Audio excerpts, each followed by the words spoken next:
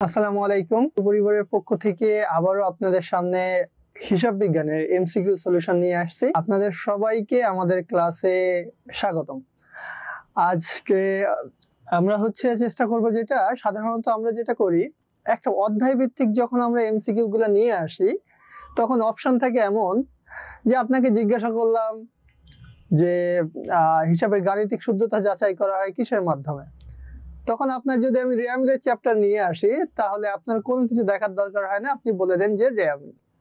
আজকে আমি যেটা করছি, কোশ্চেনটাকে একটু মিক্স করার চেষ্টা করছি, অর্থাৎ অনেকগুলো চ্যাপ্টারকে একত্রিত করে কোশ্চেনটাকে মিক্স করার চেষ্টা করছি। এটার মাধ্যমে যেটা হবে সেটা হচ্ছে আপনি পরীক্ষার রুমে ঠিক যেমন ভাবে একটা চ্যাপ্টার থেকে একটা এমসিকিউ, পরের চ্যাপ্টার থেকে আরেকটা এমসিকিউ পান, ঠিক তেমনই এখানে পাবেন। সেক্ষেত্রে আপনার ব্রেন স্টর্মিংটা একটু বেশি হবে। এবং আমরা যেটা করছি, এই যে এমসিকিউ গুলো আমরা নিয়ে আসছি, আপনাদেরকে আমি গ্যারান্টি দিচ্ছি আপনার বোর্ড পরীক্ষার পরে আমি ক্লাস নিব এবং আমি ক্লাসে দেখাবো কতটুকু অংশ কমন আসছে। সো পুরো গ্যারান্টি আমি দিচ্ছি আপনাকে যে আমি যতগুলো এমসিকিউ সলভ করব সবগুলো এমসিকিউ থেকে আপনি কমন পাওয়ার সম্ভাবনা অনেক বেশি। সো চলেন আজকের ক্লাসটা আমরা শুরু করি।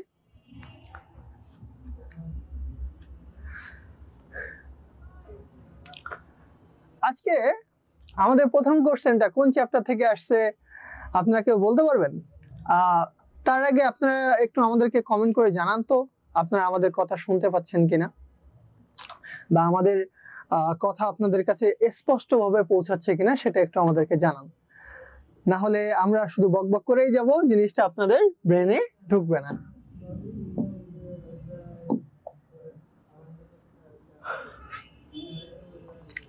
চলেন আমরা প্রথম অংশটুকুই আগে দেখি। সেটা হচ্ছে আর্থিক অবস্থার বিবরণী কখন প্রস্তুত করতে হয়। সাধারণত আমরা জানি আর্থিক অবস্থার বিবরণী আমরা প্রস্তুত করে থাকি 31শে ডিসেম্বর। এই যে আমরা 31শে ডিসেম্বর আর্থিক অবস্থার বিবরণী প্রস্তুত করে থাকি, সেই কারণে অনেকেই ভাববে বছরের শেষে আর্থিক অবস্থার বিবরণী প্রস্তুত করা হয়, কিন্তু আসলেই কি এটা সঠিক উত্তর? চলেন আগে একটু যাচাই করে দেখি যে আসলে আর্থিক অবস্থার বিবরণী কখন প্রস্তুত করা হয়। সাধারণত আর্থিক অবস্থার বিবরণী হিসাবকালের শেষে প্রস্তুত করা হয়, তবে একটা নির্দিষ্ট সময় পর। এখন হিসাবকাল বলতে কি বোঝানো হচ্ছে? হিসাবকাল বলতে বোঝানো হচ্ছে একটা নির্দিষ্ট সময়। চলেন, হিসাবকাল সাধারণত দুইটা হয়। হিসাবকাল কয়টা হয়? দুইটা, এটা মাথায় রাখবেন। পরীক্ষার সময় সাধারণত আমাদের পরীক্ষাগুলোতে আমরা যেটা দেখি সেটা হচ্ছে জানুয়ারির 1 তারিখ থেকে ডিসেম্বরের 31 তারিখ পর্যন্ত একটা সময়কাল বেশি দেওয়া থাকে। আমরা এটা প্রায় দেখে থাকি, অর্থাৎ জানুয়ারি 1 তারিখ থেকে ডিসেম্বরের 31 তারিখ পর্যন্ত আমাদের একটা হিসাবকাল সাধারণত দেওয়া থাকে। তবে টিচারের যখন মাথা গরম থাকে, বা যখন দেখবেন টিচার স্টুডেন্টদেরকে নর্মালি একটা ফাঁদে ফেলানোর চেষ্টা করতেছে, তখন হিসাবকালটাকে একটু ঘুরিয়ে দেয়। এবং সেকেন্ড হিসাবকালটা হচ্ছে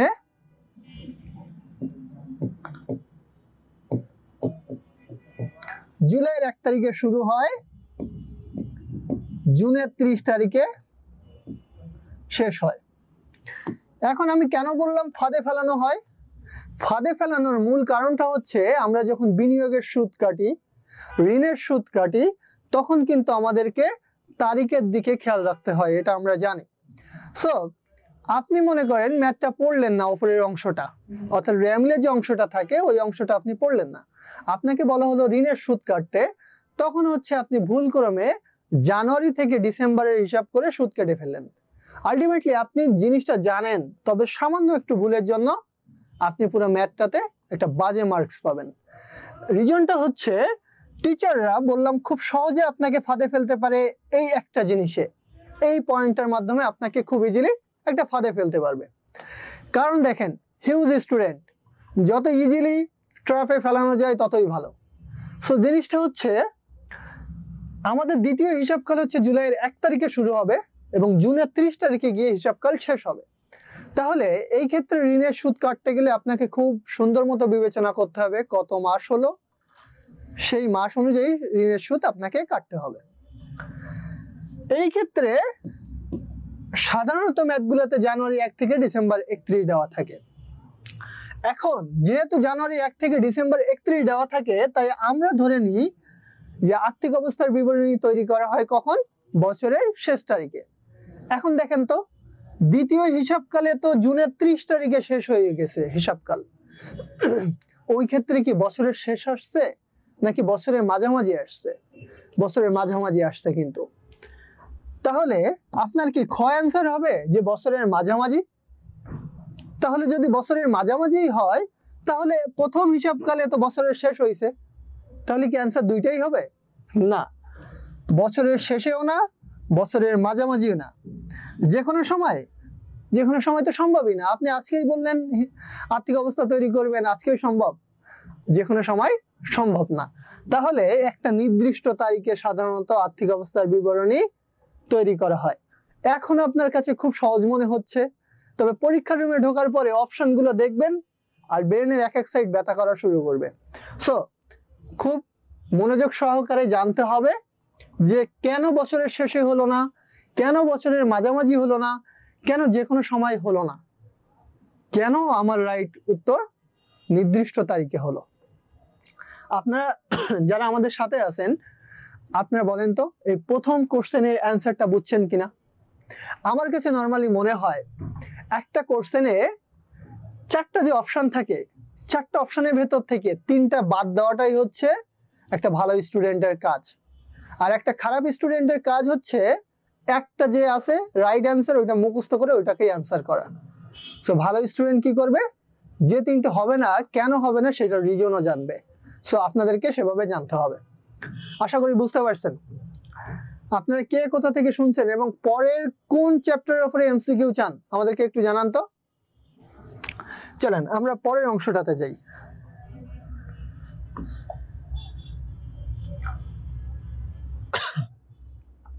এখন আসেন, হিসাবের সহকারী বই কোনটি? সাথে কে কে আছেন আপনারা একটু কমেন্ট করে জানান যে আসলে আমাদের হিসাবের সহকারী বই কোনটি এবং কি হওয়া উচিত, কেন হওয়া উচিত সেটাও যদি জানান তাহলে খুব ভালো হয়।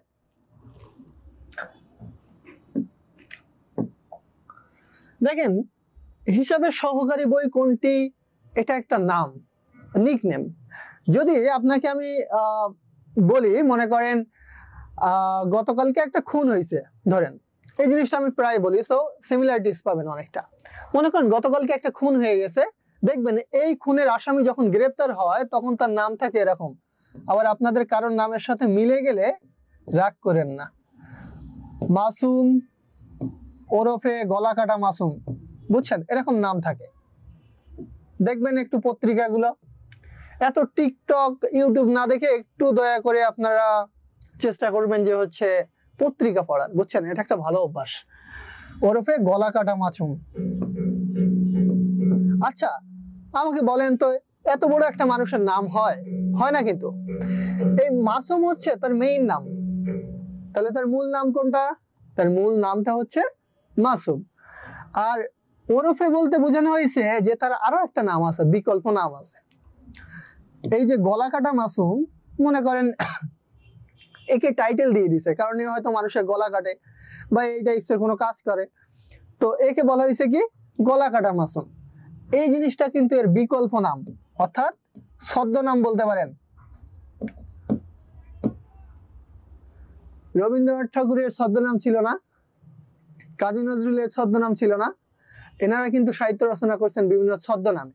ঠিক তেমনি আমাদের হিসাব বিজ্ঞানের এই যে জাবেদা, রিয়ামিল, খতিয়ান, নগদান বই, এদের আলাদা আলাদা নাম আছে। সেই নামগুলো জেনে রাখা আপনার জন্য খুব গুরুত্বপূর্ণ। চলেন আমরা একটু দেখি নামগুলা কি কি হতে পারে। আপনার সবগুলো নাম তাহলে একটু জেনে রাখতে হবে। এখন আমরা যদি বলি জাবেদা, এই জাবেদার কয়েকটা আলাদা আলাদা নাম বলেন, নিকনেম বলেন বা বিকল্প নাম বলেন। সেটা হচ্ছে জাবেদার একটা নাম হচ্ছে সহকারী বই।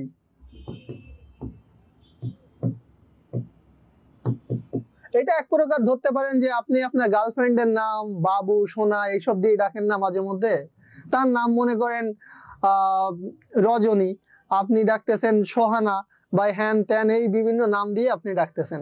বা এই আমি দেখছি যে অনেকের নাম হচ্ছে শুভ্র থাকে, তারপরে হচ্ছে বাসায় নাম থাকে আরেক রকম, ফেসবুকে নাম থাকে আরেক রকম, এবং অফিসিয়াল যে সার্টিফিকেট আছে সেইখানে নাম থাকে আরেক রকম।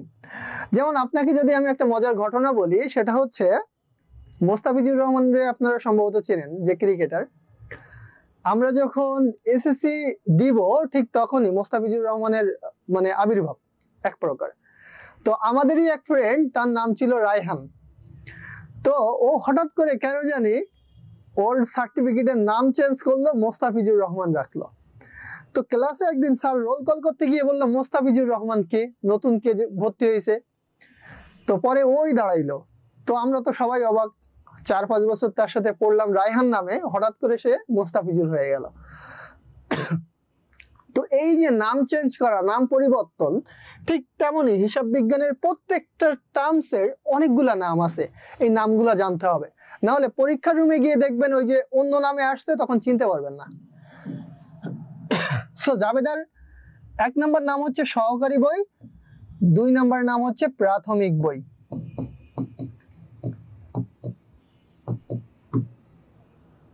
আশা করি বুঝতে পারছেন।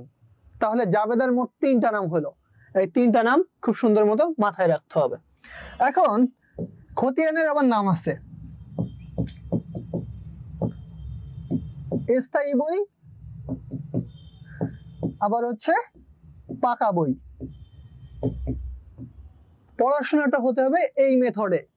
কারণটা হচ্ছে আপনি প্রত্যেকটা টার্মসের মিনিং জানতেছেন, ওর আর কি কি নাম আছে সেটা জানতেছেন, তাহলে এই জিনিসটা ভুলে যাওয়ার সম্ভাবনা খুবই কম, এবং পরীক্ষায় যেভাবেই কোশ্চেন হোক না কেন সেটা আপনি পারবেন। যেমন এই বছরটাতে এটা সম্ভবত রাজশাহী বোর্ডের 2018 সাল এর একটা প্রশ্ন, ওইখানে আপনার প্রশ্ন আসছে হিসাবের সহকারী বই কোনটা। এখন মনে করেন 2026 সালে কোশ্চেন হয়েছে হিসাবের স্থায়ী বই কোনটা। আপনি যদি ওই একই কোশ্চেন মুখস্থ করে যান, আপনি পারবেন না। আপনাকে বুঝতে হবে সিকোয়েন্স, কোথা থেকে প্রশ্নটা হয় সেটাকে পিক করতে হবে। যেখান থেকে প্রশ্নটা হয় সেই জায়গাটা পিক করতে পারাটাই হচ্ছে একটা ভালো স্টুডেন্টের গুণ। শাহরিন রিমা, ওয়ালাইকুম আসসালাম স্যার, আপনি শুনতে পাচ্ছেন আমাদেরকে না? আজকে এত লেটে জয়েন করলেন স্যার? আচ্ছা, তাহলে আপনারা কি এতটুকু ক্লিয়ার হয়েছেন যে আমাদের কেন জানতে হবে যে হিসাবের এইগুলার নাম কি? এই জিনিসগুলো হচ্ছে আমাদের জন্য খুব জরুরি। আর রেওমিলের কোনো এক্সট্রা নাম নাই, একটা অথেন্টিক পারসন, এর কোনো এক্সট্রা নাম নাই। নগদান বইয়ের ক্ষেত্রে সাধারণত কোনো এক্সট্রা নাম নাই। সো যাদের এক্সট্রা নাম নাই তারা এক নামেই পরিচিত, এটা আমাদেরকে বুঝতে হবে। চলেন, তাহলে এটা আমরা পাইলাম কি, হিসাবের সহকারী বইকে জাবেদা। এই টাইপসের প্রশ্ন ভর্তি পরীক্ষায় বেশি আসে, যদিও ভর্তি পরীক্ষা বলতে আপনার স্কুল কলেজের, যেমন নটরডেম কলেজের ভর্তি পরীক্ষায় এই টাইপসের প্রশ্ন হয়। আর বোর্ড পরীক্ষায়, এসএসসির বোর্ড পরীক্ষায় তো মাস্ট এই টাইপসের প্রশ্ন একটা হবেই, এটা আপনাকে আমি গ্যারান্টি দিয়ে দিলাম। টেস্ট পরীক্ষায় মাস্ট আপনি এখান থেকে একটা প্রশ্ন পাবেন, না পাইলে আমাকে ইনবক্স করেন। দেখেন এখানে কোশ্চেনটা কি,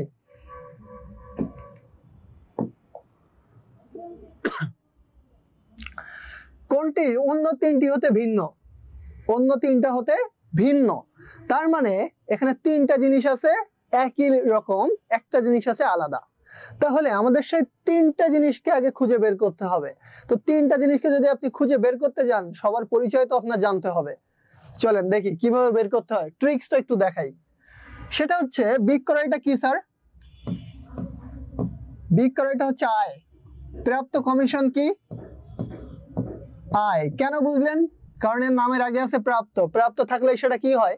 আয় হয়। এরপরে আসেন বিবিধ দেনাদার। এখন বলতে পারেন স্যার বিবিধ মানে কি আর দেনাদার মানে কি? দেনাদার হচ্ছে আমরা নরমালি যার কাছে টাকা পাই, আর বিবিধ দেনাদার হচ্ছে অনেকগুলা দেনাদার। দেনাদার যদি একজন বলে তাহলে শুধু হবে দেনাদার, আর বিবিধ দেনাদার অর্থ হচ্ছে অনেকগুলা দেনাদারের সমষ্টি। এই জিনিসটা কি? এই জিনিসটা হচ্ছে সম্পদ। শিক্ষানবিস সালামি কি? শিক্ষানবিস সালামিটা হচ্ছে আপনার জন্য আয়। এখন জিনিসটা আমার কাছে খুব ইজি হয়ে গেছে, আপনার কাছে ইজি নাও হইতে পারে। একটা এক্সাম্পল দিব। মনে করেন আপনি নতুন বিয়ে করছেন, কোনটা শালি কোনটা শাশুড়ি আপনি জানেন না। এখন মনে করেন আপনার একটা চাচা শাশুড়ি আছে যে শালির মতো দেখতে সুন্দর, আপনি তাকে গিয়েও আপু বলে ডেকে ফেলছেন, বিষয়টা কেমন অকওয়ার্ড হয়ে যাবে না? মেইন রিজনটা হচ্ছে আপনি চেনেন না কাউকে। সো হিসাব বিজ্ঞানে আপনাকে এক্সপার্ট হতে গেলে যেটা হতে হবে সেটা হচ্ছে প্রত্যেকটা অপশনকে চেনা লাগবে। ওটা আয়, ব্যয়, দায়, সম্পদ, মালিকানা সত্ত্ব, প্রত্যেকটা অপশন আপনাকে ক্লিয়ারলি জানতে হবে কেন। সো বিক্রয় হচ্ছে আয়, প্রাপ্ত কমিশন আয়, বিবিধ দেনাদার সম্পদ, শিক্ষানবিস সালামি আয়। তাহলে এইখানে বলছে তিনটা হতে ভিন্ন একজন আছে, তাহলে কে? সম্পদ।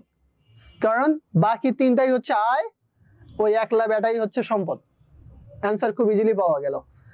এটা হচ্ছে ট্রিক্স যে কিভাবে আপনি এই প্রবলেমগুলো সলভ করবেন।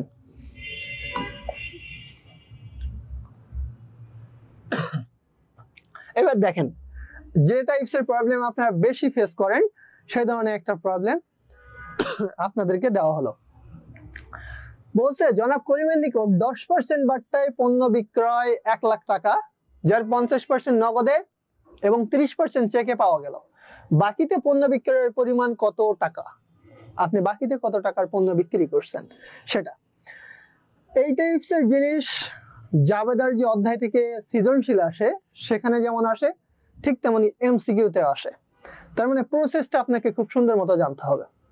তার আগে আসেন একটু বাট্টা সম্পর্কে জেনে আসি। এই বাট্টাটাকে, বাট্টা প্রচুর ভেজাল করবে বুঝছেন ম্যাথে। এই যে দেখেন 10% বাট্টা, আপনি এই যে জনাব করিমের নিকট 10% বাট্টায় পণ্য বিক্রি করছেন। কত টাকার পণ্য? 1 লাখ টাকার পণ্য বিক্রি করছেন 10% বাট্টায়। এই বাট্টাটা কারবারি বাট্টা না নগদ বাট্টা সেটা আগে আমাকে বলেন। আমাকে বলেন তো। রিমা আপনি কি আমাদের সাথে আছেন? বলেন তো এটা হচ্ছে কি বাট্টা? আর আমাদের রাফিম কোথায়? রাফিমের সাথে কথা আছে। রাফিমকে আজকে জয়েন করছেন? আচ্ছা, আপনারা আমাকে বলেন যে এই বাট্টাটা কি বাট্টা, কারবারি বাট্টা না নগদ বাট্টা? মনে রাখবেন কারবারি বাট্টা হিসাব বিজ্ঞানে হিসাব হয় না। কারবারি বাট্টার কি হয় না? কোনো প্রকার হিসাব হয় না। তাহলে সংক্ষেপে মনে রাখবেন কারবারি বাট্টা ক্রয় বিক্রয়ের সাথে সংযুক্ত। কার সাথে? ক্রয় বিক্রয়ের সাথে সংযুক্ত। তাহলে এইখানে দেখেন তো বিষয়টা কিসের সাথে রিলেটেড? বাট্টাটা এই যে দেখেন বিক্রয়ের সাথে রিলেটেড। তার মানে হচ্ছে এই বাট্টাটা হচ্ছে আমাদের বিক্রয় বাট্টা বা এক কথায় বলতে পারেন কারবারি বাট্টা।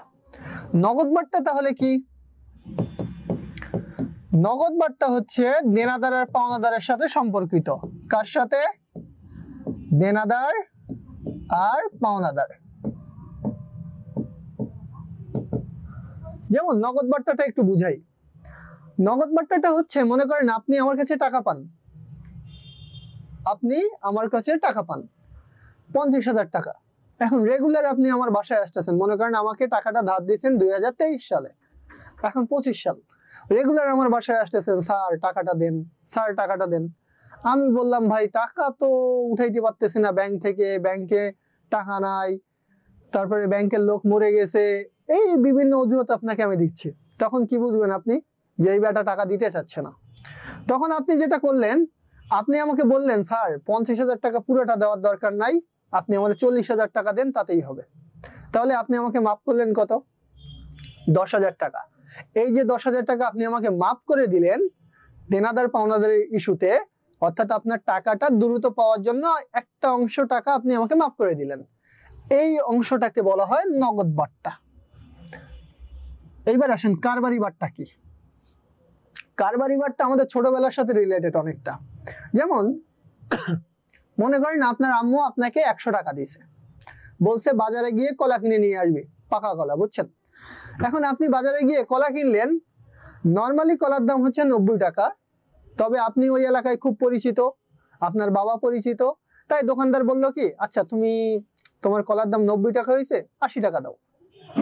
মাঝে মধ্যে দেখবেন এই ধরনের ঘটনা আমাদের সাথে ঘটে। অনেক সময় যে আপনি অনেক বড় বাজার করছেন, 525 টাকা হয়েছে বাজার, দেখবেন দোকানদার বলবে আচ্ছা 500 টাকা দেন। ওই যে 25 টাকা মাফ করে দিল ক্রয়ের সময়, এটাকে বলা হয় কারবারি বাট্টা। এখন আপনি সলিড হিসেবে ভাবেন, বাসায় এসে আপনি 500 টাকা লিখবেন খাতায় না 525 টাকা লিখবেন? নিশ্চয়ই 500 টাকা লিখবেন, কারণ ওই 25 টাকা তো দোকানদারই মাফ করে দিছে আপনাকে। বিষয়টা হচ্ছে এই যে 25 টাকা মাফ করে দেওয়া, এই টাকাটাই হচ্ছে আমাদের কারবারি বাট্টা, যেটা হিসাব বিজ্ঞানে কোনো হিসাব হয় না। তো কেন বললাম ছোটবেলার সাথে রিলেটেড, কারণ ছোটবেলায় আমরা তো সবাই কম বেশি বাটপার ছিলাম। যে 25 টাকা দোকানদার মাফ করে দিত, ওই 25 টাকা আমাদের পকেটে যাইতো। সো এটা হচ্ছে ছোটবেলার সাথে কানেক্টেড। তাহলে কারবারি বাট্টা আর নগদ বাট্টা আমরা বুঝলাম। এখন বিষয়টা হচ্ছে এই ম্যাথটা তাহলে কিভাবে সলভ হবে? এই ম্যাথটা যদি আমরা সলভ করতে যাই, সেটা হচ্ছে বিক্রি করছি কত টাকায়, আগে সেটা লিখবো। বিক্রি করছি স্যার 1 লক্ষ টাকা, এই যে 1 লক্ষ টাকা, এর 10% আপনাকে বাট্টা দিছে, মানে তখনই কম রাখছে সে। তাহলে 1 লক্ষ টাকা 10% করেন, 10% বলতে আমরা বুঝি 10 ভাগ 100। এর 2টা শূন্য কেটে দেন, এর 2টা শূন্য কেটে দেন। একটু ব্রেনটাকে ইউজ করবেন, সবসময় ফোন ক্যালকুলেটর এগুলোর উপর ডিপেন্ডেন্ট হওয়ার দরকার নাই। তাহলে এখানে আমার শূন্য থাকলো কয়টা? 3টার উপরে 10 দিয়ে গুণ হয়ে আছে, তাহলে মোট হলো 4টা শূন্য, 10,000 টাকা। তাহলে আপনার বাট্টা কত টাকা? 10,000 টাকা। 10% বলছিলাম না, তার মানে 10,000 টাকা আপনার কি বাট্টা।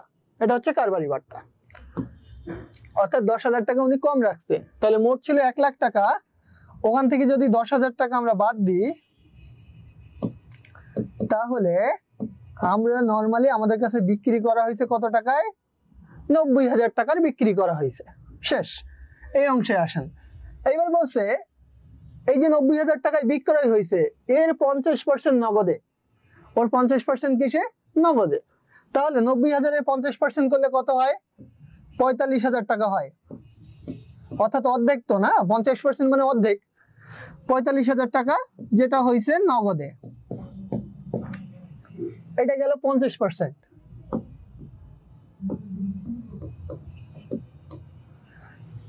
এখন বলছে 30% সেকে, অর্থাৎ 30% টাকা সেকে। তাহলে কার 30%? 45,000-এর 30% না 90,000-এর? 90,000-এর। 90,000-এর 30% করলে 27,000 টাকা হয়, যেটা চেকে। আচ্ছা স্যার, এখন আমারে বলেন তো তাহলে কত পার্সেন্ট বাদ থাকে? 50,000 হচ্ছে নগদে, 50% হচ্ছে নগদে, 30% হচ্ছে চেকে, তাহলে আর 20% থাকে না। তাহলে ওই 20% হচ্ছে বাকিতে। তাহলে 20% কত টাকা হয়? 90,000-এর 20% হচ্ছে 18,000 টাকা। এই যে দেখেন ক নাম্বারে অ্যান্সার আছে 18,000 টাকা। তাহলে আমাদের উত্তর হচ্ছে 18,000 টাকা। এখন চলেন পরে কোশ্চেনটা একটু সলভ করি আমরা। বলা হয়েছে বিজ্ঞাপন খরচ দেওয়া আছে 5 বছরের জন্য 20,000 টাকা, পরিশোধ করলে প্রথম বছর শেষে বিলম্বিত বিজ্ঞাপন কত? আপনাকে জানতে হবে বিলম্বিত বিজ্ঞাপন জিনিসটা কি। চলেন আগে বিলম্বিত বিজ্ঞাপন জিনিসটা আমরা একটু দেখে আসি।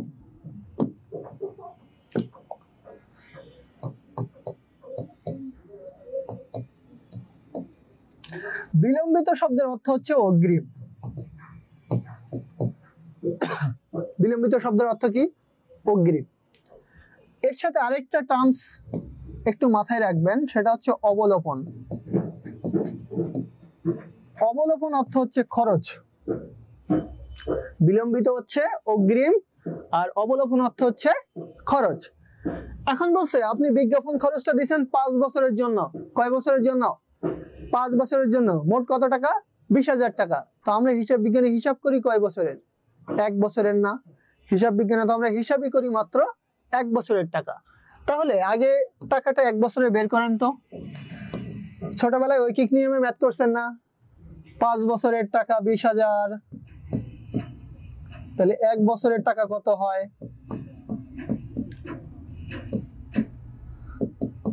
এক বছরের টাকা হচ্ছে 4000। এখন বলছে প্রথম বছরের শেষে অগ্রিম টাকা কত থাকবে।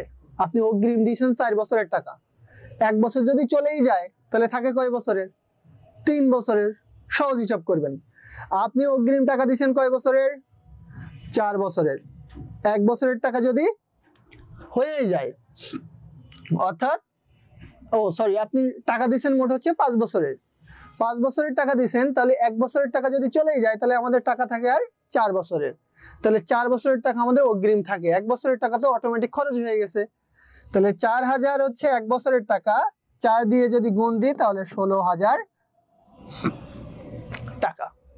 এটা হচ্ছে আমাদের বছর শেষে অগ্রিম বা বিলম্বিত টাকার পরিমাণ। আশা করি বুঝতে পারছেন। ওকে, পরের কোশ্চেনে চলেন। বলছে মালিকানা সত্ত্ব নির্ণয়ের ক্ষেত্রে কোনটা বিয়োগ করা হয়। মানে আমাদের তো এখানে অনেকগুলো অপশন দেওয়া আছে, কোন অপশনটা সাধারণত মালিকানা সত্ত্বের ক্ষেত্রে বিয়োগ করা হয়। দেখেন মালিকানা সত্ত্বের জিনিসটা আগে একটু তাহলে ফরম্যাটটা দেখে আসি, তাহলে আপনি অটোমেটিক বুঝবেন যে কোনটা মাইনাস করা হয়। শুধু মুখস্থ করলে হবে না স্যার, আপনাকে এটা বুঝতে হবে। তাহলে মালিকানা সত্ত্বের মধ্যে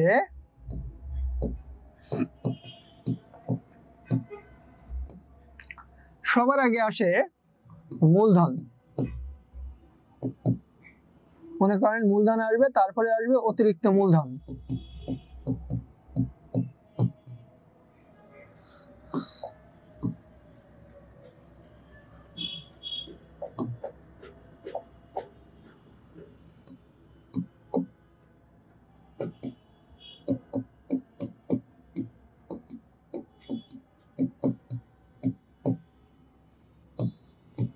অতিরিক্ত মূলধন আসার পরে নরমালি যেটা আসে সেটা হচ্ছে নিট মুনাফা। নিট মুনাফা হইলে সেটা কি হবে? যোগ হবে। তবে যদি নিট ক্ষতি হয় সেটা মাইনাস হবে। নিট ক্ষতি যদি হয় সেটা মাইনাস ফিগারে থাকবে সব সময়। এরপরে সাধারণত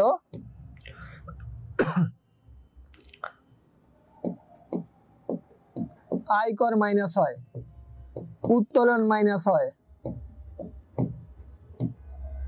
জীবন বীমা প্রিমিয়াম মাইনাস হয়,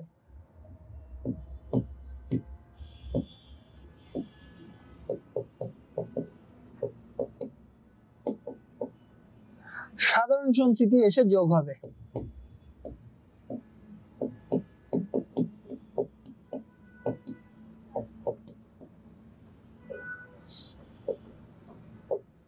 এখন দেখেন অতিরিক্ত মূলধন আমরা কি বলছি? অতিরিক্ত মূলধন যোগ হয়। আয়কর আমরা কি বলছি? আয়কর বিয়োগ হয়। নিট মুনাফা, নিট মুনাফা আমরা কি বলছি? যোগ হয়। সাধারণ সঞ্চিতি আমরা কি বললাম? যোগ হয়। আপনার কোশ্চেনে কি চাইছে? কোনটা বিয়োগ করা হয়? তাহলে বিয়োগ করা হয় শুধুমাত্র আয়কর। তাহলে অপশন হচ্ছে আমাদের আয়কর অ্যান্সার। আশা করি বুঝতে পারছেন।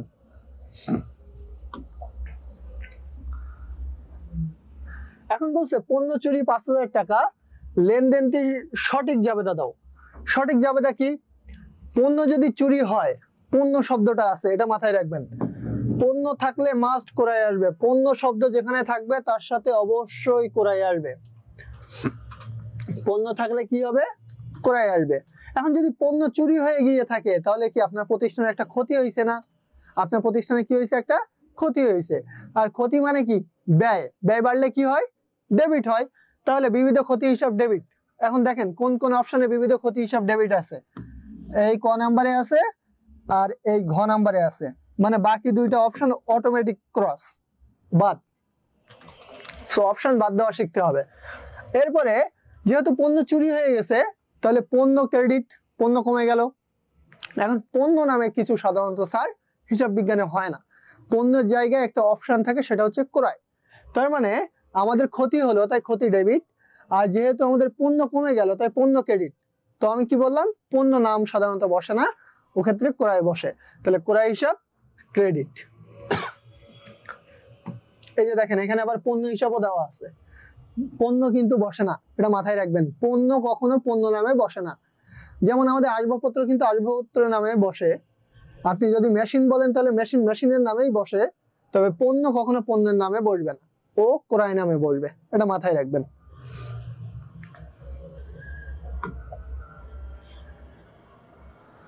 ব্যাংকে 5,000 টাকা জমার ফলে ব্যাংক 12% হারে সুদ প্রদান করে। এই ক্ষেত্রে রিয়া মিলে ব্যাংক জমার সুদ কত এবং কোথায় অন্তর্ভুক্ত হবে? আপনি ব্যাংকে 5,000 টাকা জমা রাখছেন, এই কারণে ব্যাংক আপনাকে 12% হারে সুদ দিছে। এখন বলছে এটা আপনি রিয়া মিলে এই ব্যাংক জমা যে সুদটা কত টাকা এবং কোন সাইডে লিখবেন। আগে দেখেন ব্যাংক কত আছে, আপনি ব্যাংকে জমা দিয়েছেন কত টাকা, 5,000 টাকা।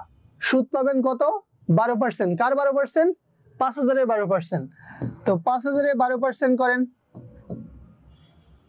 5,000-এর 12% করলে হয় 600 টাকা। ক্যালকুলেটরে চেপে দেখতে পারেন, এটা হবে 600 টাকা। ট্রিক্সটা কি? সেটা হচ্ছে জাস্ট হচ্ছে আপনি 5,000-কে 12 দিয়ে যদি এভাবে করেন, ক্যালকুলেটর ছাড়াও করতে পারবেন। 5,000 গুণ 12 ভাগ 100, এর দুইটা শূন্য কাটবেন, এর দুইটা শূন্য কাটবেন, তাহলে থাকে 50 গুণ 12, উত্তর হবে 600। এটা গেল। জাস্ট হচ্ছে আপনাদের বের করার একটু টেকনিক্সটা দেখায় দিলাম, যে অনেক সময় ক্যালকুলেটর ছাড়াও ম্যাথ করতে হতে পারে। এখন আপনি ব্যাংকে টাকা রাখছেন, সেই টাকার উপরে যে সুদ পাচ্ছেন, এটা আপনার জন্য কি আয় না? এটা তো আপনি আয় করতেছেন, তাহলে এটা হচ্ছে আপনার জন্য আয়। আয় রিয়া মিলের কোন সাইডে বসে? আয় বসে রিয়া মিলের ক্রেডিট সাইডে। তাহলে দেখেন আমরা তো টাকার অঙ্ক বের করে ফেলছি 600 টাকা। 600 টাকা ডেবিট বলছে, এই একটা 600 আছে, একটা 600 আছে। এই 600 বলছে ডেবিট, তার মানে এটা ভুল। এই 600 বলছে ক্রেডিট, তার মানে এটাই রাইট।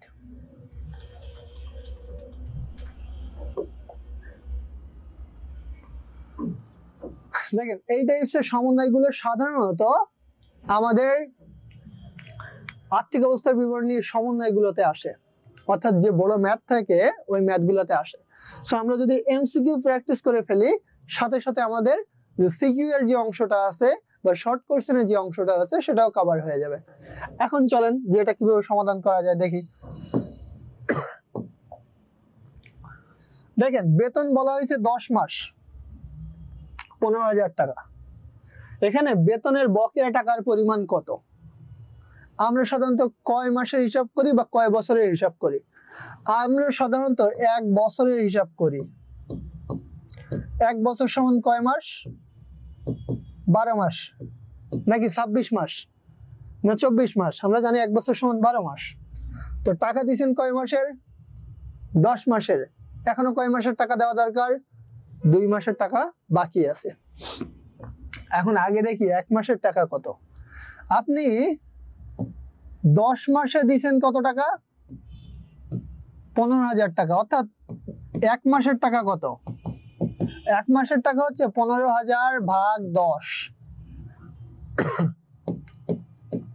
1500 টাকা না?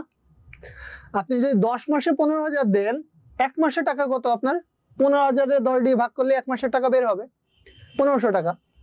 এখন আপনি দিয়েছেন 10 মাসের টাকা, 1 বছরের টাকা দিতে গেলে আর কয় মাস বাকি? 2 মাস বাকি। ওই যে 2 মাস বাকি, তাহলে ওইটাই হচ্ছে আপনার বকেয়া। তাহলে 1500-রে 2 দিয়ে গুণ করলে টাকা হয় কত? 3,000। তাহলে 3,000 টাকাই হচ্ছে আপনার উত্তর। অপশনের দিকে কেন তাকাতে হবে? আপনি আপনার মতো ম্যাথ করবেন, করে যেটা অ্যান্সার আসবে সেটাই হচ্ছে আপনার উত্তর। অপশন দেখে দেখে বা 4টা আঙুল গালের ভেতরে দিয়ে কামড় দিয়ে কোনটায় বেশি লাগতেছে সেটা অপশন না। অন্তত হিসাব বিজ্ঞানে মিলাইতে পারবেন না আপনি। এখন আসেন, নিচের কোনটি তরল সম্পদ? নিচের কোনটি তরল সম্পদ? এখন আমরা জানতে গেলাম যে তরল সম্পদ নিচের কোনটি। তা আপনাকে তো আগে বুঝতে হবে ভাই তরল সম্পদ জিনিসটা কি। তরল বলতে কি পানি? পানি কি আপনার সম্পদ? না। তাহলে তরল সম্পদ কি? তরল সম্পদের 2টা বৈশিষ্ট্য আছে। এক হচ্ছে যে টাকা খুব সহজে নগদ টাকায় পরিণত করা যায়। তাহলে অর্থাৎ যে সম্পদ খুব দ্রুত আপনি নগদ টাকায় পরিণত করতে পারবেন, নগদে পরিণত করা। 2 নম্বর হচ্ছে যে সম্পদ আপনি খুব দ্রুত বিক্রি করতে পারবেন। এই হচ্ছে দুইটা বৈশিষ্ট্য। তাহলে একটা পাইলাম কি, যে সম্পদ খুব দ্রুত নগদ টাকায় পরিণত করা যায়, আরেকটা হচ্ছে যে সম্পদ খুব দ্রুত বিক্রি করা যায়। যেমন আপনাকে, আমি এখানে অপশনে যাব না, আগে আপনাকে বলি, দালান কোঠা। দালান কোঠা কি খুব সহজেই নগদ টাকায় পরিণত করা যায়? আপনি চাইলে একটা দালান বিক্রি করতে পারবেন? সম্ভব না। একটা দালান বিক্রি করতে গেলে দালাল ধরতে হয়, ওই জমি দেখাতে হয়, বা ওই দালানটাকে বারবার দেখাতে হয়। অনেক ব্যক্তি আসবে, ঘুরবে, দেখবে, কারোর পছন্দ হবে, কারোর হবে না। আবার কারোর পছন্দ হবে, তার বউর পছন্দ হবে না, তার পছন্দ হবে, তার শাশুড়ি পছন্দ হবে না, এরকম করে অনেকে কিনবে না। তার মানে একটা বেশি সময়ের প্রয়োজন হয় এই ধরনের সম্পদ থেকে নগদ টাকায় চলে যাইতে। গেল প্রথম অপশন। দ্বিতীয় অপশন হচ্ছে বিক্রি করা খুবই কঠিন। আপনার মনে হচ্ছে যে দালান কোঠা বিক্রি করা খুবই তো সহজ, একটু বিক্রি করে দেখেন। দালালরা এমনি এমনি ফি নেয় না। তো একটা দালান কোঠা বিক্রি করা অনেক কঠিন কাজ। এরপরে জমি যদি বিক্রি করতে যান, সাধারণত দেখবেন ওই জমি চাষের জমি, নাকি ওই জমিতে আবাদ করা যায়, নাকি ওই জমিতে নর্মালি মানুষ বিল্ডিং করবে, কি করবে, এই টাইপসের অনেক জিনিস দেখা হয়। তারপরে ওখানে কারেন্টের কোনো লাইন আসবে কিনা, আপনার গ্যাসের লাইন আসবে কিনা, অনেক কিছু দেখে তারপরে জমি বিক্রি করতে হয়। অর্থাৎ ওটাও নগদ টাকায় পরিণত করতে গেলে অনেকটা সময়ের প্রয়োজন পড়ে। ঠিক তেমনি ওটা বিক্রি করা সহজ না। এখন আসেন সুনাম কি জানেন? সুনাম দেখা যায় না, কিন্তু তবে সুনামের কারণে একটা প্রতিষ্ঠানের বিক্রি বাড়ে। কিভাবে বাড়ে? মনে করেন সুনাম কিছু কিছু প্রতিষ্ঠানে আপনারা যেমন ঢোকেন, আড়ং, তারপরে ইজি, তারপরে আপনি বলতে পারেন খাবারের যে দোকানগুলো আছে যেমন সুলতান ডাইন্স বা এরকম সুপ্রিমস, এইগুলাতে কেন যায় মানুষ? কেন যমুনা ফিউচার পার্কে যায়, কেন বসুন্ধরায় যায়, কেন যায়? কারণ এইগুলোর একটা সুনাম তৈরি হয়ে গেছে। এই যে সুনাম তৈরি হয়েছে, ওইখানে গেলে আপনার নিজেকে একটু বড় বড় ফিল হয়। এই যে সুনাম, এটাকেও চাইলে আপনি বিক্রি করতে পারবেন না। কারণটা মনে করেন আপনার পাশের বাসার ছেলেটা খুব ভালো পড়াশোনা করে, এখন ওর পুরো এলাকা জুড়ে একটা সুনাম আছে, যেহেতু ও ভালো ছেলে, ওর সুনাম কি বিক্রি করে আপনাকে দিতে পারবে? মানে 2 দিন পর থেকে মানুষ ওরে ভালো না বলে আপনারে ভালো বলবে। এই সিস্টেম করা সম্ভব না। সুনাম বিক্রি করা যায় না, সুনাম নিজেকে তৈরি করে নিতে হয়। ঠিক তেমনি আমাদের জীবনের ক্ষেত্রেও সেম। ওই যে দুর্নাম দেখবেন খুব দ্রুত ছড়াবে, তবে সুনাম তৈরি করতে আপনার একটা বড় সময় দিতে হয়। আর এই সুনাম কেউ কারোর থেকে নিতে পারে না। কারণ দেখবেন অনেকের বাবার অনেক সুনাম ছিল, তবে ছেলে গাঞ্জাখোর। তার মানে বাবার থেকে কিন্তু সুনামটা ছেলের আসে নাই, ছেলের দুর্নাম তৈরি হয়েছে, উল্টা ছেলের জন্য বাপের দুর্নাম হয়ে গেছে। এরকম কিন্তু অহরহ হয়। অর্থাৎ সুনাম ট্রান্সফার হয় না, একজনের থেকে আরেকজনের কাছে যায় না। আর বিক্রির তো প্রশ্নই ওঠে না। এইবার আসেন নগদ টাকা। ভাই একটু আগে আমি বলছি যে জিনিসটা খুব সহজে নগদ টাকায় পরিণত করা যায়। যে নিজেই নগদ হয়ে বসে আছে, তাকে আপনি আর কি নগদে পরিণত করবেন? তার মানে ওই সব থেকে তরল সম্পদ, ওই তরল সম্পদ হয়ে বসে আছে নগদ টাকা। এক কথায় যে বিয়ে করে বসেই আছে, তাকে আবার কি বিয়ে দিবেন? সম্ভব না। ও নিজেই নগদ টাকা। এরপরে আসেন পণ্যের বিক্রয় মূল্য নির্ধারণ করে কে? এটা খুবই একটা হাস্যকর কোশ্চেন, তাও পরীক্ষার সময় পোলাপান কেন জানি পারে না, বুঝলাম না। এখন পণ্যের বিক্রয় মূল্য নির্ধারণ করে কে? আমার তো মনে হয় আমদানিকারক, অর্থাৎ যে দেশের বাইরে থেকে পণ্য বাংলাদেশে নিয়ে আসে, সেই পণ্যের মূল্য নির্ধারণ করে না? না, সে পণ্যের মূল্য নির্ধারণ করতে পারে না। ম্যানেজার, অর্থাৎ একটা প্রতিষ্ঠানের ম্যানেজার পণ্যের মূল্য নির্ধারণ করে?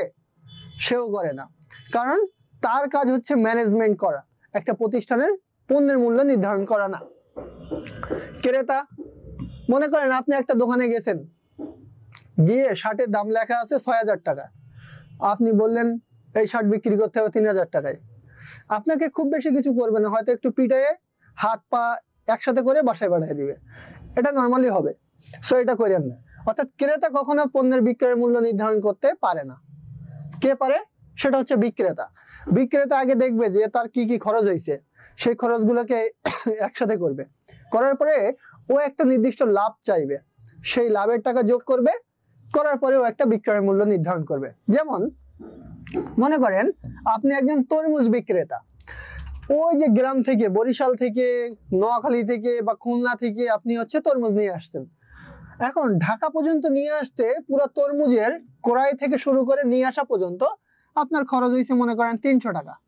ধরে নেন একটা তরমুজের খরচ হয়েছে কত? 300 টাকা।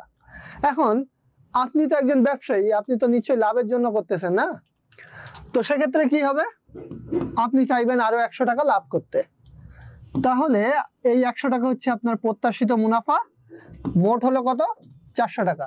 এখন বিক্রয় মূল্য নির্ধারণ হয়ে গেল কত টাকা? 400 টাকা। তাহলে বিক্রয় মূল্য কে নির্ধারণ করলো? বিক্রেতা। তবে বাংলাদেশের বিক্রেতারা খুবই চালাক, বুঝছেন, আর এরা একটু ভণ্ড প্রকৃতির হয়। দেখবেন ওরা সবসময় আপনি দোকানে ঢুকলেই বলবে, ভাই আমি আপনাকে কেনা দামে ছেড়ে দিলাম। আসলে কি আপনার মনে হয় ও কেনা দামে ছাড়ে? তাহলে ও ব্যবসা করতে আসছে কি করে? আপনি এখন যাবেন, বলবে কেনা দামে, একটু পরে আপনার ফ্রেন্ডে পাঠাবেন, দেখবেন তারেও বলবে কেনা দামে। তার মানে বিষয়টা হচ্ছে ও ব্যবসা করতে বসে নাই, ও মনে হয় হচ্ছে ভোটে দাঁড়াবে এই জন্য আসছে। আসলে তা না, আমাদের দেশের ব্যবসায়ীরা একটু অসৎ উপায় অবলম্বন করে। সাধারণত নিয়ম হচ্ছে 300 টাকায় ক্রয় করলে বিক্রয় মূল্য 400 থাকা উচিত। তবে দেখবেন রমজানের সময় আমরা তরমুজ কিনি 700 টাকা, 800 টাকা। তার মানে ওর কিন্তু ক্রয় মূল্য পড়ছে হয়তো সর্বোচ্চ 300 টাকা, ও লাভ করে আরো 400 টাকা, মানে ডাবলেরও বেশি, যেটা আমাদের দেশে হয়। তবে এই ক্ষেত্রে আসলে আমাদের ক্রেতাদের কিছু করার নাই, কারণ এখানে একটা সিন্ডিকেট তৈরি হয়ে যায়। সো এটা ছিল হচ্ছে পণ্যের বিক্রয় মূল্য সাধারণত কে নির্ধারণ করে থাকে। জার শব্দের অর্থ কি? এই জার শব্দটা কেন আসছে? জার হচ্ছে,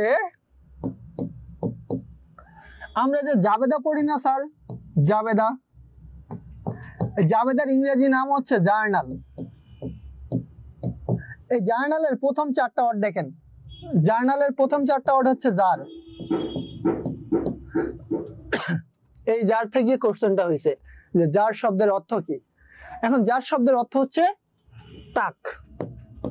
তাক বলতে কি আমরা বইয়ের তাক বুঝি, বই রাখি যেখানে, এইখানে মনে করেন আপনার কিছু ইংলিশ বই, কিছু ধর্ম বই এবার সাজায় সাজায় রাখেন না, আর কোরআন শরীফটা সবার উপরে উঠায় রেখে দেন আর জীবনে নামান না, ওই যে তাক, ওটাকে বলা হয়েছে তাক।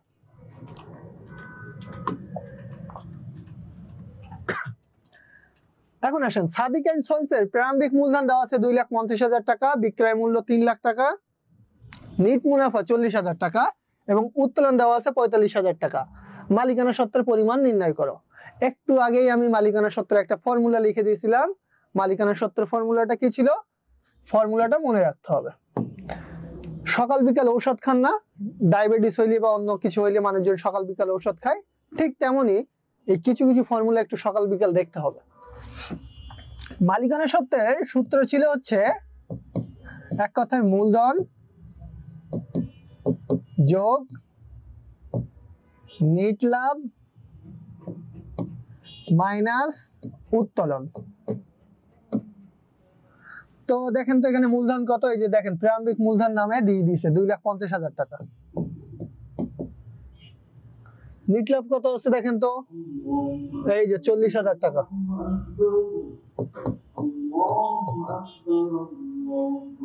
এবং উত্তোলন কত দিয়েছে? 45,000। যোগ বিয়োগ করে দেখেন 1,95,000 টাকা হয়। এইবার মেইন ফ্যাক্টরটা দেখেন, বিক্রয় মূল্য 3 লাখ টাকা এখানে দিয়ে রাখছে। বিক্রয় মূল্য কত দেওয়া? বিক্রয় মূল্য দেওয়া 3 লাখ টাকা, এটা কিন্তু কোথাও বসে নাই। এই জিনিসটা তাহলে কেন দিল? এই জিনিসটা দেওয়ার অর্থ হচ্ছে আপনাকে কনফিউজ করে দিছে। আপনাকে কি করলো?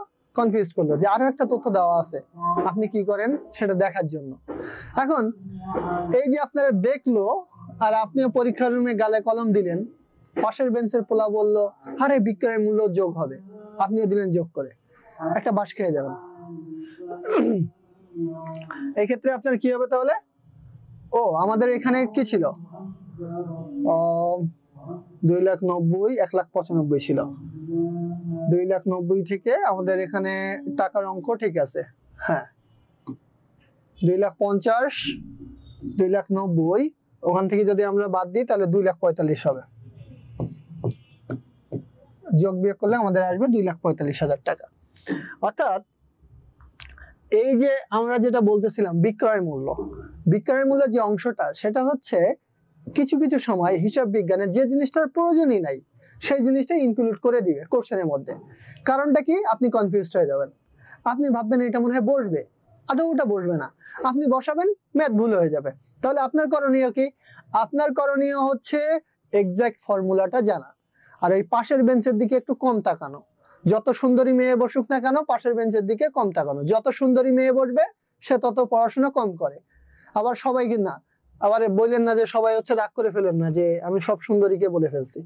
সো যত বেশি একটু মেকআপ টেকআপ দেখবেন, ভাববেন যে এত যদি মেকআপ করার সময় সকালবেলা পায় পরীক্ষার দিন, তার মানে পড়াশোনা নাই, অন্য কিছু আছে। সো পরীক্ষার সময় এই ধরনের এক্সট্রা যে শব্দগুলো থাকবে সেগুলোকে আপনার বাদ দিতে শিখতে হবে। এরপরে আসেন, জনাব রিফাত 2021 সালের 1 জানুয়ারি 1 লাখ টাকা যন্ত্রপাতি ক্রয় করেন। যন্ত্রপাতির সংস্থাপন খরচ হচ্ছে 1000 টাকা। 5% অবচয় ধরা হয়। জনাব রিফাতের যন্ত্রপাতির অবচয় কত টাকা? চলেন অবচয় বের করে আসি। এখানে দেখেন ও ক্রয় করছে কত টাকায়? 1 লাখ টাকায়, আর সংস্থাপন করছে কত? 1000 টাকায়। তাহলে মোট মূল্য কত? মোট মূল্য 1,01,000 টাকা না? কেন হলো? আর সংস্থাপন খরচটা কি? আগেই বলি, সংস্থাপন জিনিসটা হচ্ছে, মনে করেন আপনি একটা এসি কিনছেন, এসি কিনে বাসায় ঘাড়ে করে এনে টেবিলের উপরে রেখে দিবেন নাকি? নিশ্চয়ই তা করবেন না। ওটা ইনস্টল করবেন। ইনস্টল করতে গেলে কি হবে? আপনি পারবেন? দড়ি দিয়ে বেঁধে রাখবেন? তা তো হবে না, মেকানিক লাগবে। তাহলে এই যে মেকানিক লাগবে, মেকানিক এসে ওটাকে একটা জায়গায় সেট করে দিবে, সব সেটিং দিয়ে যাবে, তারপরে আপনি ওটাকে ইউজ করতে পারবেন। এটাকে বলা হয় সংস্থাপন খরচ। এখন আপনি একটা মেশিন কিনছেন 1 লাখ টাকায়, ওটা বসাইতে গিয়ে আপনার খরচ হয়েছে আরো 1000 টাকা। কেউ যদি এসে আপনার কাছে জিজ্ঞাসা করে ভাই কত পড়ছে, আপনি কি 1 লাখ বলবেন না 1,01,000 বলবেন? 1,01,000ই কিন্তু বলবেন। মোট খরচ যেটা যাচ্ছে আপনি কিন্তু সেটাই বলবেন। তার মানে আমাদের মোট খরচ হচ্ছে 1,01,000 টাকা। এখন অবচয় বলছে কত? 5%। তাহলে কার 5%? ওই 1,01,000 টাকার 5%। তাহলে 1,01,000 এর 5% করেন। দুইটা শূন্য বাদ দেন, দুইটা শূন্য বাদ গেলে হয় 1,010 টাকা, 5 দিয়ে গুণ করলে হয় 5,050 টাকা। তাহলে ক নাম্বার হচ্ছে উত্তর। আশা করি বুঝতে পারছেন। চলেন এবার আমরা পরের কোশ্চেনে যাই। বলছে সামিন ট্রেডার 10% বাট্টায় 35,000 টাকার পণ্য ক্রয় করলো, এটা কোন ধরনের বাট্টা হিসেবে গণ্য হবে? এইখানে দেখেন, আমি সবার আগেই বলছিলাম একটা জিনিস আপনাদেরকে, যে ক্রয় বিক্রয়ের সময় যে বাট্টা থাকে সেটা হচ্ছে কারবারি বাট্টা। এখন সামিন ট্রেডার্স 10% বাট্টায় পণ্য কি করছে? ক্রয় করছে। কারবারি বাট্টার মধ্যে আবার দুই প্রকার হয়, একটা ক্রয় বাট্টা, একটা বিক্রয় বাট্টা। যখন ক্রয় করে বাট্টা পাবে তখন ক্রয় বাট্টা, বিক্রয় করে বাট্টা দিলে বিক্রয় বাট্টা। তো এ কি করছে বেটা? এই সামিন বেটা হচ্ছে ক্রয় করছে। তাহলে ক্রয় করে যে বাট্টা পাইছে সেটা কি হবে? ক্রয় বাট্টা। সহজ আনসার।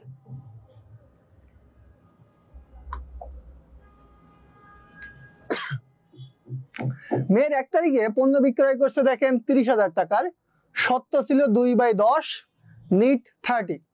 ক্রেতা মে মাসের 12 তারিখে পণ্যের মূল্য হচ্ছে পরিশোধ করলো, বিক্রেতা কত টাকা পাবে?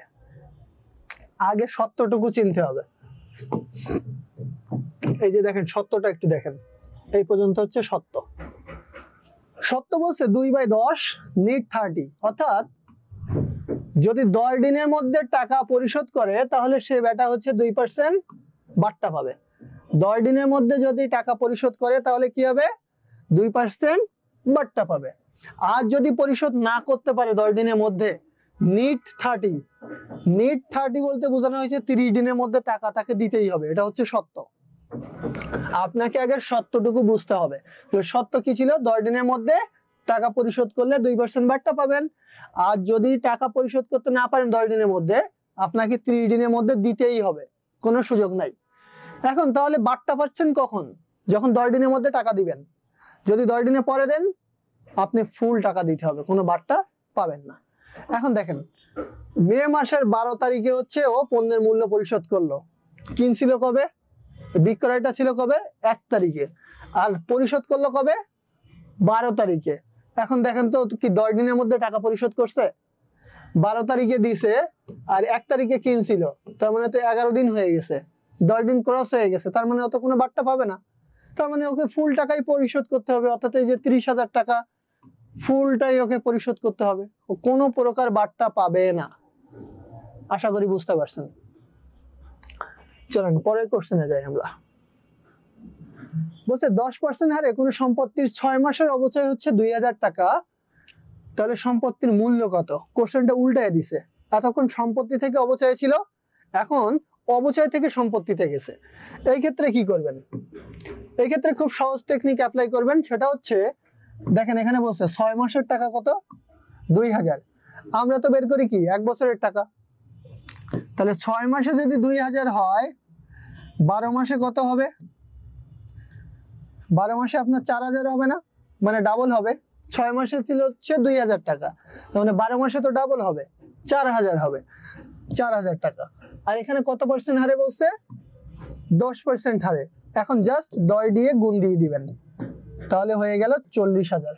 এটাই হচ্ছে আপনার উত্তর। খুব সহজ টেকনিক, এইভাবে এমসিকিউ গুলো আপনারা সলভ করতে পারবেন। শুধুমাত্র আমরা যে টেকনিক গুলো আপনাদেরকে দেখাবো, এই টেকনিক যদি ইউজ করতে পারেন পরীক্ষা রুমে, খুব দ্রুত আপনারা ম্যাথের সব সলিউশন করে ফেলতে পারবেন। এখন বলছে সমাপনী মজুত পণ্য মূল্যায়নে নিচের কোন নীতি অনুসরণ করা হয়? হিসাব বিজ্ঞান অনেকগুলো নীতির উপর ভিত্তি করে সাধারণত তৈরি হয়েছে। এখন কোন নীতির কারণে হিসাব বিজ্ঞানে সমাপনী মজুত পণ্য কম টাকারটা নেওয়া হয়? আমরা জানি কি দুইটা সমাপনী মজুত পণ্যের মূল্য দেওয়া থাকে, অর্থাৎ সমাপনী মজুত পণ্যের মূল্য দুইটা দেওয়া থাকে। একটা হচ্ছে মনে করেন 10,000 দেওয়া, আর একটা 12,000 দেওয়া। আমরা কোনটা নিই? 10,000 টাকারটা, অর্থাৎ যেটা কম সেটা।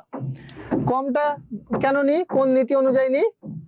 কমটা নিয়ে হচ্ছে রক্ষণশীল নীতি অনুযায়ী। এখন রক্ষণশীল নীতি বলতে কি বোঝানো হয়েছে? রক্ষণশীল নীতি বলতে বোঝানো হয়েছে খরচ কম দেখানো। খরচ কি করা? কম দেখানো। রক্ষণশীলের বাংলাদেশে একটা প্রবাদ আছে, দেখবেন সব মেয়েকে বাইরে যাইতে দেয় না, ওই ফ্যামিলিকে বলা হয় কি? কনজারভেটিভ। কনজারভেটিভের বাংলা কি? রক্ষণশীল। অর্থাৎ ওই মেয়েকে রাতের বেলা ইচ্ছা মতো মন চাইলো বয়ফ্রেন্ড ডাক দিল, চাইতে দেয় না। সব ছেলেদের, কিছু কিছু ফ্যামিলি আছে ছেলেদের ক্ষেত্রেও কনজারভেটিভ। সো রক্ষণশীল বলতে কি বোঝায়? যে আপনি চাইলেই কোনো কিছু করতে পারবেন না, অতিরিক্ত কোনো কিছু করার ক্ষমতা আপনার নেই, এটাকে বলা হয় রক্ষণশীল। ঠিক তেমনি সমাপনী মজুত পণ্যের দুইটা মূল্য দেওয়া আছে, একটা হচ্ছে 10,000, একটা হচ্ছে 12,000। আমরা কোনটা নিই? কমটা, অর্থাৎ রক্ষা করে চলি, খরচটাকে কমায় দেখাই, তাই এটাকে বলা হয়েছে রক্ষণশীলতার নীতি। এরপরে আসেন, কোনটি অনুসারে আর্থিক বিবরণী প্রস্তুত করা হয়? আর্থিক বিবরণী প্রস্তুত করা হয় একটা নীতির উপর ভিত্তি করে। সেই নীতিটা, বা মনে করেন আমরা মাঝে মধ্যে দেখি না 101 ধারা অনুযায়ী আপনার নামে মামলা হলো, ঠিক তেমনি হিসাব বিজ্ঞানে কিছু ধারা আছে, সেই ধারার ভেতরে এই এক একটা ধারা IS 1 অনুযায়ী সাধারণত আর্থিক বিবরণী প্রস্তুত করা হয়। অর্থাৎ ইন্টারন্যাশনাল অ্যাকাউন্টিং স্ট্যান্ডার্ড বা হিসাব বিজ্ঞানের যে নীতি, সেই নীতির 1 নম্বর নিয়ম অনুযায়ী আর্থিক বিবরণী প্রস্তুত করা হয়ে থাকে।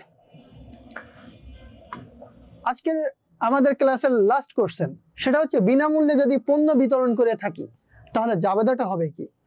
সাধারণত বিনামূল্যে কি মানুষ পণ্য বিতরণ করে? করে না। কিন্তু বিনামূল্যে কেউ কখনো কাউকে কিছু দেয় না। ওই যে বয়ফ্রেন্ড গার্লফ্রেন্ডে কিছু গিফট দেয় না, ওর কিন্তু টেন্ডেন্সি অন্যরকম থাকে, তাই দেয়। বিনামূল্যে ও ভাই কিছু দেয় না। ঠিক তেমনি আমাদের হিসাব বিজ্ঞানের ক্ষেত্রে বিনামূল্যে কেউ কোনো কিছু দেওয়ার অর্থ কি? বিজ্ঞাপন করা। কেউ কোনো কিছু দিলে সেটা কি হবে? বিজ্ঞাপন করা। তাহলে যেহেতু বিনামূল্যে কেউ পণ্য দিচ্ছে, আমরা প্রথমেই বলছিলাম একটা জিনিস, পণ্য জিনিসটা আসলেই কি আসবে? পণ্য কথাটা আসলেই আসবে ক্রয়। এখন বিনামূল্যে যদি আপনি কাউকে পণ্য বিতরণ করেন তাহলে আপনার কি আসবে? বিজ্ঞাপন। তাহলে বিজ্ঞাপন কি? খরচ। খরচ বাড়লে কি হয়? ডেবিট হয়। তাহলে বিজ্ঞাপন হিসাব ডেবিট।